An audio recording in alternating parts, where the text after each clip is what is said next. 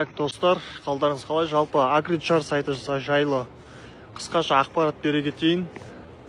Бұл сайтқа анкета толтыру үшін ең бірінші загранпаспорт керек, одан кейін несудимость справка керек, одан кейін наркопсих справка керек. Бұл екеуін егов сайттан алсаңыздар болады. Одан кейін медицинский справка, ол собеседованиеға шақырту келген кезде қажет болады 075. Ол справканы любой поликлиникадан алсаңыздар болады. Одан кейін анкетаны толтырғаннан кейін сіздерге онлайн сұхбатқа шақырту келеді. Одан сәтті өтсеңіз, онлайн сұхбатқа шақырту келеді.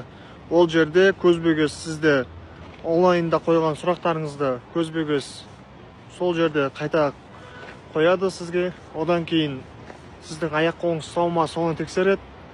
Қолыңыздың жылдамдығын, физически жақсысыз ба, жұмысқа жарайсыз ба, соны қарайды.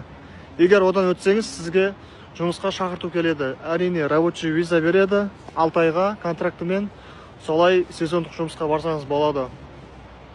Бұл сайтты өзіңіз толтырсаңыз да болады. Егер түсінбеген жағдайда мен толтырып бере аламын. Уже толтырған клиентіміздің төртеуіне онлайн сұхбатқа шақырту келді. Оның екеуі сәтті өтті. Енді офлайнға барады, Құдай бұйырса. Одан кейін тур виза, сондай нәрселермен ақшаларыңызды құрбыса құрта бермеңіздер. Бұл тегін сайт, осы сезондық жұмысқа арналған Agrichar.